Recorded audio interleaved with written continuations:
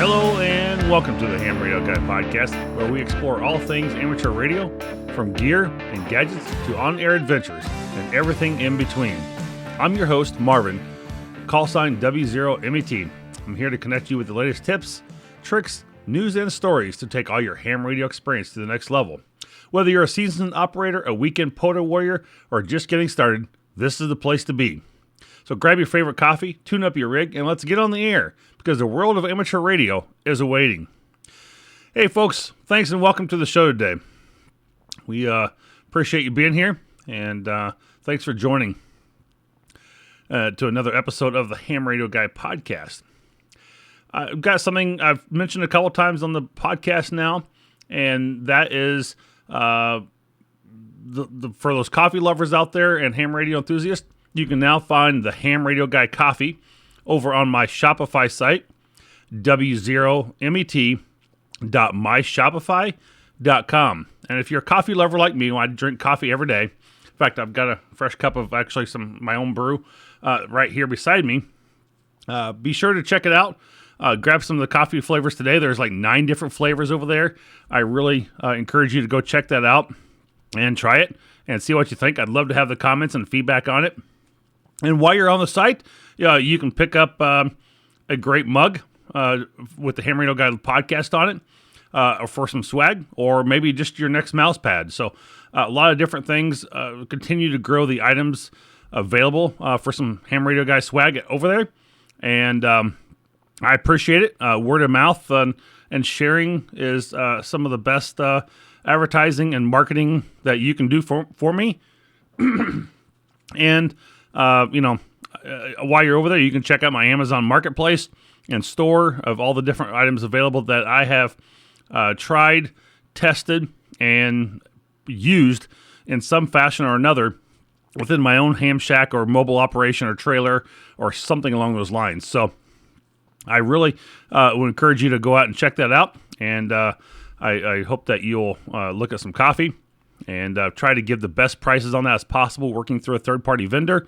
And, I'm really excited about this adventure. Well, the Ham Radio Guy podcast, can't forget my sponsor, of course, is the Ham Radio Guy podcast, is brought to you by Dakota Lithium, powering your adventures with batteries built to last. Whether you're heading out for POTA activation, gearing up for field day, or just need reliable power for the ham shack, Dakota Lithium has you covered. With twice the power, half the weight, and an amazing 11-year warranty, these batteries are designed to keep you on the air longer. I've been using Dakota Lithium batteries for my own portable operations, and let me tell you, the performance is unmatched. No more worrying about dead batteries in the middle of an activation, just pure dependable power where you need it. Check them out today at dakotalithium.com and get ready to experience the ultimate in portable energy solutions. And hey, be sure to tell them the Ham Radio Guy sent you. Check out my link in the show notes and save 5%. So I used Dakota Lithium battery over the weekend for winter field day, and I've had a couple Bino batteries prior to this, and my Dakota Lithium seemed to last during majority of field day for when I was transmitting, and I did have to I started out with a Bino battery first, and I don't know what the deal was that. It's probably 6 years old. And that battery, I think it's toast.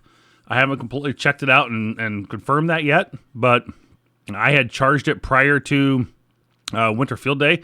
I'd probably say like maybe Wednesday, Thursday, something like that. And, it was either didn't hold a charge, didn't take a charge, or it just won't take a charge anymore. So that Bino battery is probably going to have to be tossed. But like I said, I'll confirm that a little bit more. I'll do some testing on it. I'll try and see if I can reset like the BMS or something and give it a little bit of a jump start somehow. But it would not work for me. So I was a little frustrated there. But it was a 20 amp hour battery just the same. I had about 60 amp hours worth of battery available to me. So on the 3 smaller 20 amp ones. And I must say the Dakota Lithium came through for me and no issues. I used it this last summer field day a year ago, and it's been a strong battery. It's been very good. So I've got a picture coming too with the solar panel you can use for charging from Dakota Lithium. It's a little 60 watt one, and worked out great to keep the batteries charged for winter field day. Hey there, fellow ham enthusiasts, community members, fellow patrons. We just want to say, thank you for being a patron. If you've recently joined the channel, I want to be able to have you support the podcast while getting some awesome perks in return. So if that's something that interests you, then it's time to join the Ham Radio Guy community over on Patreon. With membership levels for every operator, tech level, I've also had general or extra level, the ultimate tier to get all that, plus personalized one-on-one, sneak peeks at upcoming projects, and some surprise goodies delivered right to your door. I usually try to send out a little bit of swag or something like that. So, go help support the podcast here on the air. Power new content with me, and feel the passion that drives our amazing ham radio community. And we really do have an amazing ham radio community. Spent time with guys at a local club up in New Hampshire for Winter Field Day, and we will help out each other in many, many ways when it comes to ham radio stuff. And just in general, I say stuff because it's just across the board. I mean, whether you need a connector, or you need a coax, or you need help hanging a wire. I mean, the guys are so great at helping each other out and figuring out how to set up an antenna, whatever it might be. So, head over to the patreon.com/the ham radio guy, become a member today. Let's continue to build this ham radio community together, one contact at a time. And I appreciate you supporting the channel out there. With that, let's get into the news.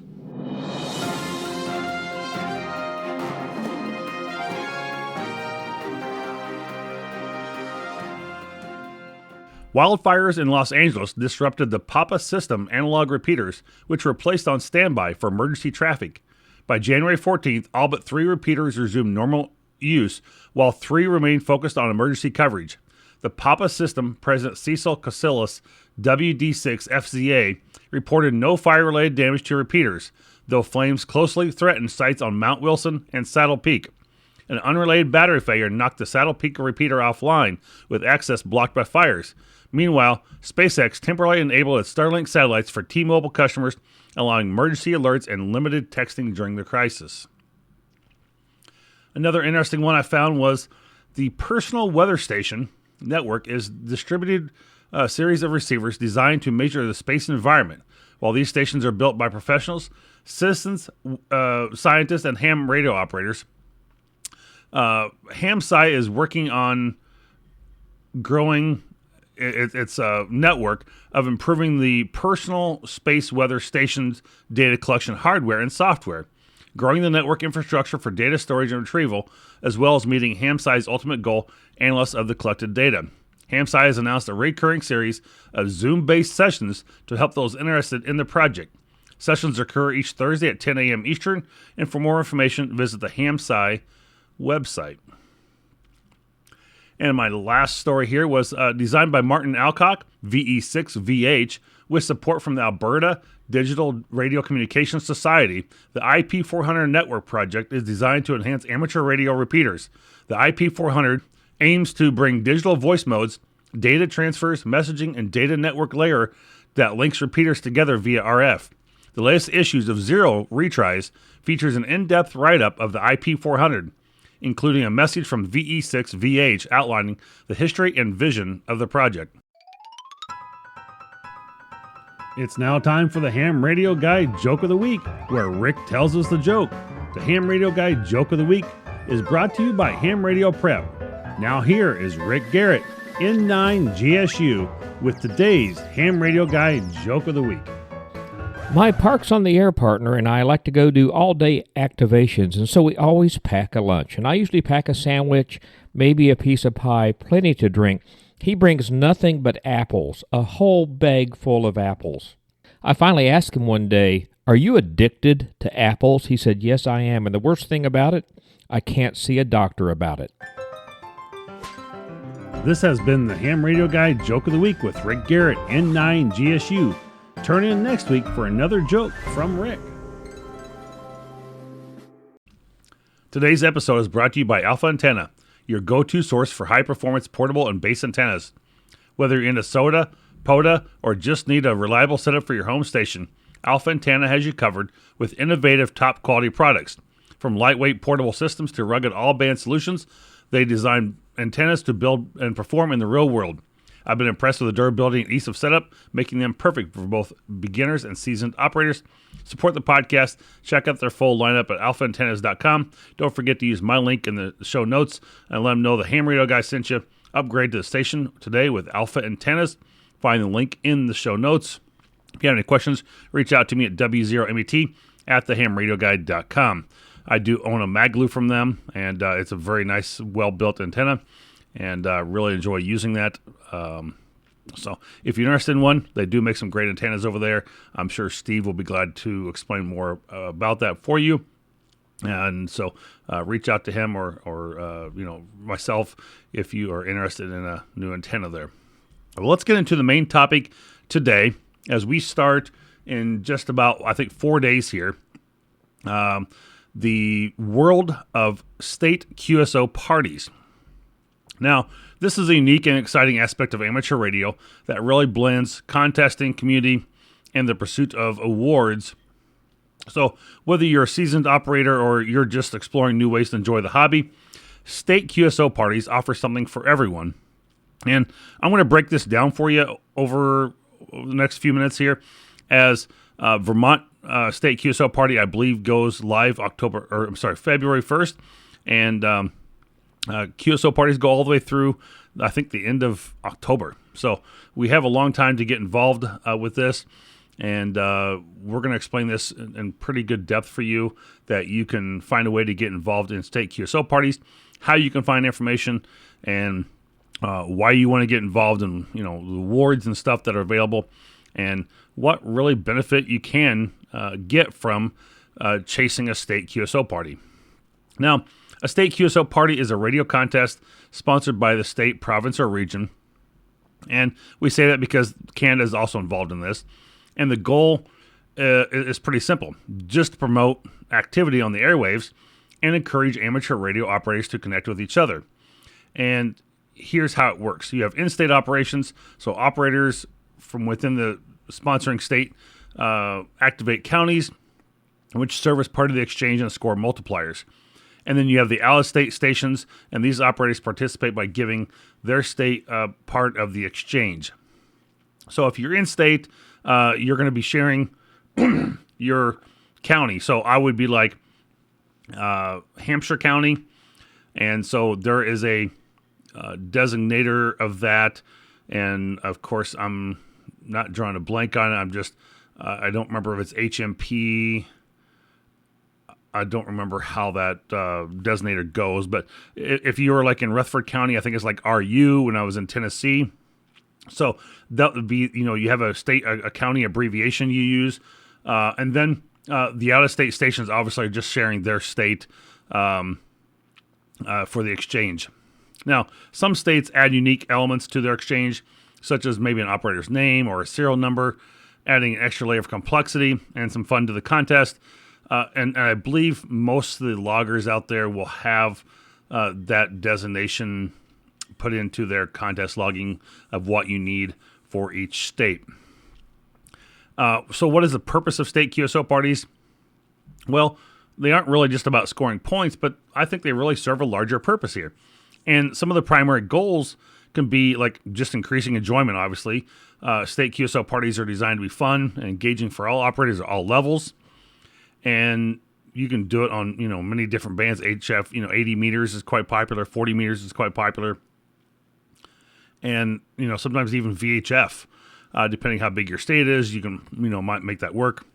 If you're in Texas, that might not work. But if you're in Vermont, it's very possible you could possibly do that on VHF of some sort if you're on a good mountaintop. It's a much smaller state, obviously, or maybe even Massachusetts. You can reach 2 meters across the state on Massachusetts on like single sideband. I don't think there's a lot of activity over there, but it is possible. Now, the other thing would be promoting contesting activity and just encouraging more people to get on the air and to participate in the contest. I think there is a lot of participation typically in these state QSO parties. I've done a few of them myself, and they're usually very busy. And the other part I like most about this is the working grids and the counties. For those chasing any type of working all grids or working all counties in a state or an area or a country, this gives you an opportunity to log those new grids or counties that you might not have an opportunity to grab otherwise. So it's a great way to do that. So I think the one of the overarching goals of this is to really serve as a catalyst for taking state QSO parties to the next level, and it really makes a difference when it comes down to just having more people doing amateur radio, getting more grids or squares worked. I think state QSO parties have a place within ham radio for sure. So, the other thing would be the benefit of just being able to talk with other people in the area that you might not know, that you can maybe become friends with, or say, hey, I didn't realize you were so close, or you're right next to me, or something. So you might learn somebody or meet somebody from this as well. Now, how does the state QSO challenge work? And the state QSO party challenge adds another layer of competition by tracking your overall participation across multiple state QSO parties. So there's a website out there, and I'll give that to you in a minute here. And, here's how it's scored. So you have a point system, and the challenge is based on total points earned, which are calculated as the number of parties you worked multiplied by the total number of QSOs. And then you have worked all states, and this award is based on the number of state QSO parties in which you make at least 2 QSOs. So you have to make at least 2 QSOs to working all states, and I think that's a great way to go. I think it's very possible. Just getting done with Winter Field Day, and we were able to see, like the N3 FJP map, that people were able to work all states just through Winter Field Day. So I think this is excellent, and really enjoyed being able to see that. So there are 47 state QSO parties, and you go, well, there's 50 states. What is the deal there? There's only 47 states because New England has the New England QSO party, where there are multiple states involved with that. So that takes it down just a little bit. I'm not sure if Alaska or Hawaii has one either. So I did not see them on the list, but I may have just overlooked them. So there are 47 state QSO parties held annually, and I think a couple of those may even include some parts of Canada. So there are plenty of opportunities to participate here, and ultimately your score just gets reported to 3830scores.com. When you're all done, just take that log and submit it. And I know you have until the end of November 30th to submit your log. So I'm sure the last party ends in October 31st, and you have a month to submit all your logs at that point to the contest at 3830scores.com. Now, there are a couple different levels to the state QSO challenge, and there's the ultimate award, which requires 100% participation across all state QSO parties. And you could be an elitist, achieved with 90 to 99% participation. An expert level for those with 75 to 89% participation. And there's the aficionado, recognized for 50 to 74% participation. And I don't know what's below the 50%, but that's probably where I would be at this point. But I'm going to make one of my goals for this year to participate in more QSO parties. And so I think having these tiers in place really provides a great incentive to stay active throughout the contesting season and finds a way to get involved. And sometimes in the past, it's just I've got on the air for the weekend and I'm talking along and I turn channels, using the VFO. And it's like, oh, it's, Kentucky QSO parties on the air. So I was like, oh, let's try and work at, one or two. So, but I've never submitted scores or anything at that point to a QSO party before. So this will be a first year for doing that. And looking forward to hopefully using a RumLog to be able to check that out on my Mac to be able to run that QSO party. So we'll see how that goes. And, we'll let you know, report into the year, how well I was able to do. Well, let's take a break here. Don't go anywhere. We've got more future of the podcast right up after this. Word from ABR Industries here on the Ham Radio Guy podcast. Looking for top quality cables that you can trust? ABR Industries has you covered. Proudly American built and reliable, ABR Industries delivers premium coax cable and connectors for all your communication needs. Whether you're a ham radio operator, work in broadcast, or manage critical infrastructure, ABR ensures that you are connected when it matters most. And it has such tremendously different characteristics. From static to clarity, ABR products. Built tough, built here, built for you. ABR Industries. American built and reliable. Visit abrind.com today and experience the strength of superior connectivity. It's the only coax here in the W0MET Ham Shack. Use code SAVE10 Ham Radio Guy. ABR Industries, where reliability meets performance. Welcome back to the Ham Radio Guy. I'm excited to have you listening. Before we continue our chat about the state QSO parties, I'd like to give you a quick shout out for our Patreon supporters who make this podcast possible. Also, be sure to follow us over on social media for the latest updates, exclusive content, and a peek behind the scenes. And I always appreciate having to have that little break in there, as sometimes my mouth gets dry, and it's nice for a quick sip of coffee during that time. So while we make that happen.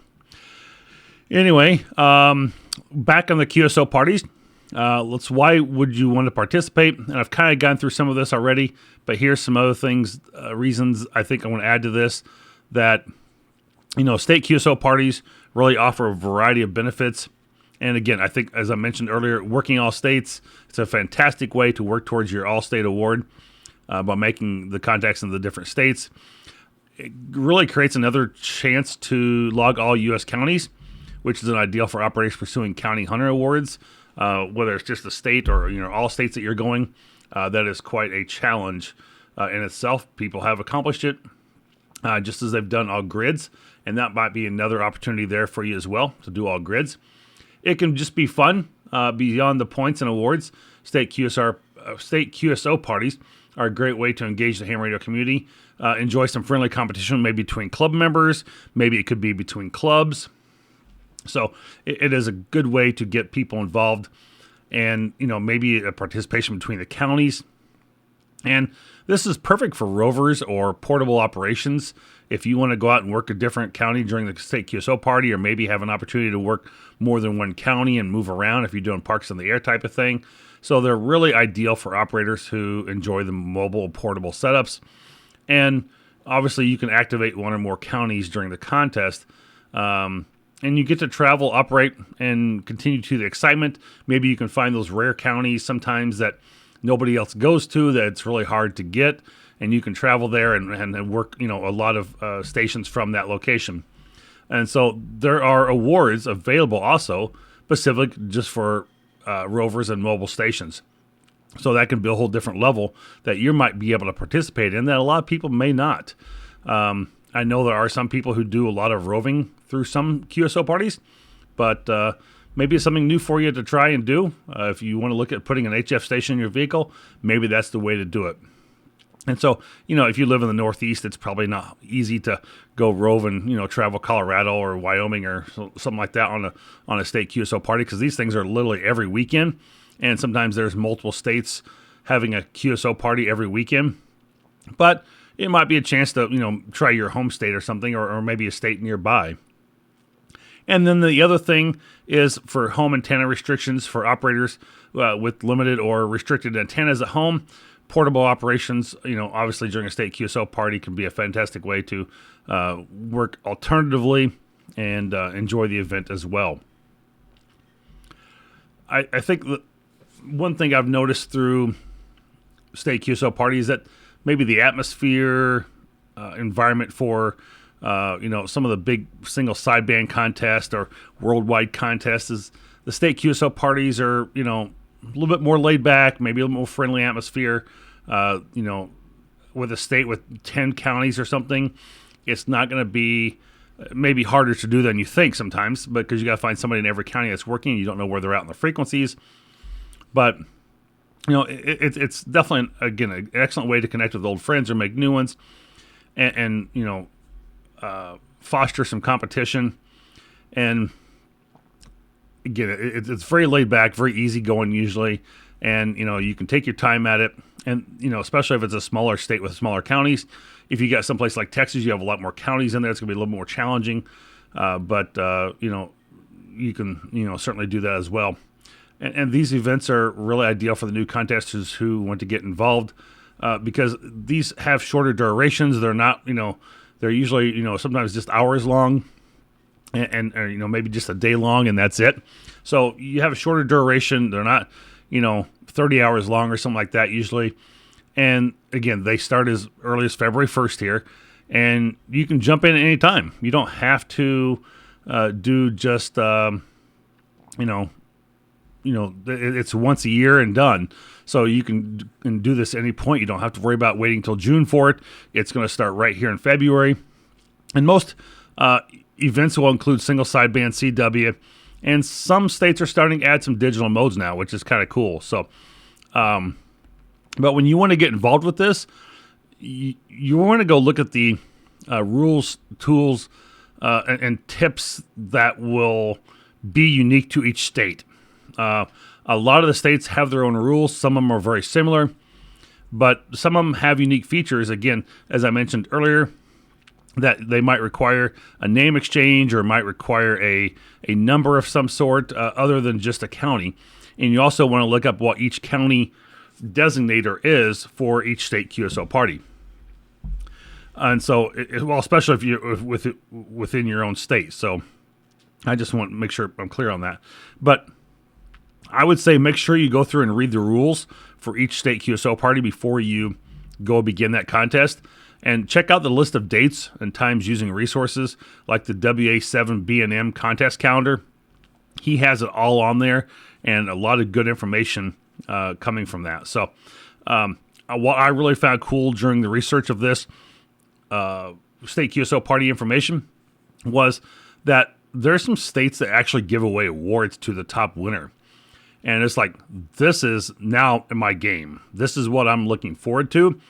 It's like you can get like state-themed prizes, like in Vermont, they give away maple syrup. It's like real maple syrup. And I have come into the Northeast, and it's like, okay, fine, I'll just go buy the, cheap maple syrup at, Kraft or something, some off-brand, or maybe,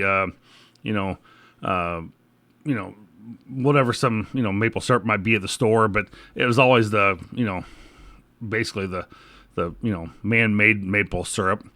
And since having real maple syrup in the Northeast here, because Vermont is really big on it, Massachusetts is really big on it, I will never go back to some manufactured maple syrup in a plastic bottle again.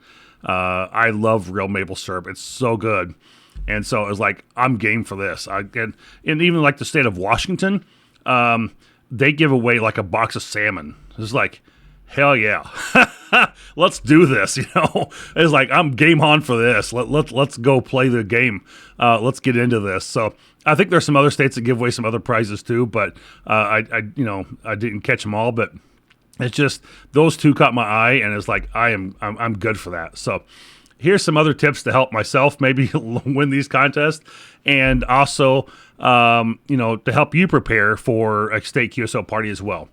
I just love to see more engagement on this, and so I thought this was very pertinent to the state QSO party contest beginning here in the beginning of February, that this would be a great topic for today. So, I think first of all, the things you need to know and prepare for is obviously go look at the rules for each state and know where that's at. Know your exchange, know what's going to be required for it. Check out some contesting software. Again, I recommend N1MM or N3FJP for logging and scoring. Spotting networks. Some stations identify themselves as part of a state QSO party and can be found on spotting networks like DX Cluster. So a great place to go visit that. And if you're looking for a certain state or not state, but a certain county, you might be able to find information there where people are at. Consider using something like Molt Chaser. It's a free add-on for N1MM, which displays contest multipliers on a map as they're worked. So it kind of gives you a map of all the counties that you've worked so far at that point. It's a really cool tool. So that's one reason I'd stick with Windows, just for N1MM to be able to use that Molt Chaser. It shows you the map. And then just maybe keep a county map handy to track which counties you've worked and which ones you still need. And if you're scrolling through the dial and you hear you need, a new county like Hampshire or something here in Massachusetts, you can certainly, highlight that, because there's only like 10 counties here in the state. It's not much, so it's a pretty easy one to get. But again, when New England does their QSO party, it is multi-state QSO party at this point in the New England area. So anyway, those are some handy tips to help you prepare, I think. I think that will give you what you need. And I'm going to leave some links down in the show notes that I think you'll find really handy. And these are like some county overlay maps that you can find, you can use. Links to 3830. You'll have links to the State QSO Party website. You'll have access to the WA7BNM website. So check out my show notes. And if you've never participated in the state QSO party, I think now's the time to give it a try here in 2025. Maybe it's a new challenge for you here this year. I'm really looking forward to it myself. And so whether you're operating from your home station or you're going to go out and decide to do portable this year for it, activating the county yourself so someone can reach out to you if you are maybe more of a rare county. There's something rewarding about these events for everyone. And again, don't forget to log your scores, because your score will matter if you made a contact with somebody. And again, I've failed on this myself in the past, as I've worked a few state QSO parties, but I've never really submitted my score. You're going to cheat somebody else out of a contact by not, logging your score too and joining the state QSO challenge. So make sure you submit those scores. And we ask people to do the same thing for Winter Field Day. Submit those logs, whether you made 5 contacts or you made, 105 contacts. It doesn't matter, but it's important to log those contacts. And so it's just like, even if you went out and did a POD activation and you only made 7 contacts, you weren't able to completely log the park. You cheated somebody, a hunter, out of a contact there if you don't go out and submit your score. So I'd love to know if you've, participated in a state QSO party before. I'd love to hear your experiences and tips, maybe over on social media, on my Patreon page. Drop a comment on this page. I really hope that you'll go out and take the 2025 challenge for visiting state QSO parties. Maybe you won't get to them all this year, but look at the schedule. Again, I will include that in the show notes. And until next time, somebody 3 on this. And happy contesting.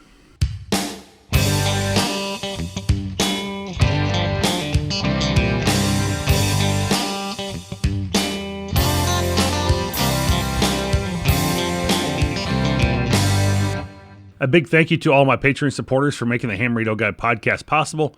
Your contributions help keep the content coming and the mics on. If you're looking for all things ham radio, visit our Patreon page, patreon.com/the Ham Radio Guy, where you'll find exclusive content, product reviews, exciting blog posts, and this time you'll find my after action report for Winter Field Day.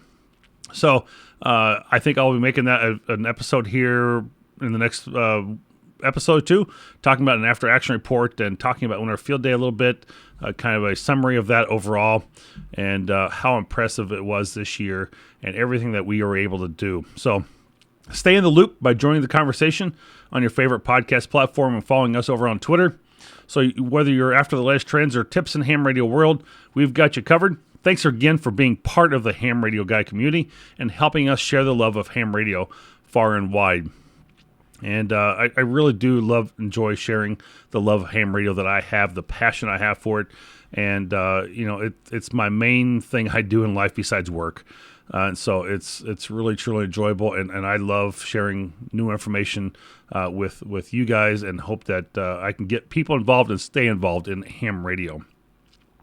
I'm so forward looking to, winter's been cold the last couple weeks here in Massachusetts, and I am so forward looking to the Ham Fest of Hamcation down in Orlando, February 7th to the 9th. That'll be the ARRL Southeastern Division Convention, Orlando, Florida, and I will be there Friday and Saturday. So if you are going to be there, stop and find me. I'll have a sticker with me, and should have a shirt on that has my logo walking around with it too. So looking forward to that. And if you're interested in a shirt with the Ham Radio Guy logo as well, embroidered, I can find a way to get that for you. And that's all I've got for this episode of the Ham Radio Guy. Thanks for tuning in and being a part of the conversation. Don't forget to share your thoughts, questions, or stories. Email me or connect with me on Twitter or Patreon. And if you enjoy the show, leave a review. I'd love to see more comments. I feel like I've got a lot of crickets around some of that, but I want you to share it with fellow hams and help grow this community. And if you're enjoying the podcast, your likes and your subscriptions to me mean a lot. And I really hope that you will consider supporting the show just through a Patreon or through a subscription of some sort, through YouTube, whatever it might be. Clicking that like button, adding a comment to the episode. I really appreciate that. Until next time, 73, happy hamming. Keep those antennas high, the signal strong, and I'll catch you on the next episode of The Ham Radio Guy. Take care. This is Marvin W0MET 73.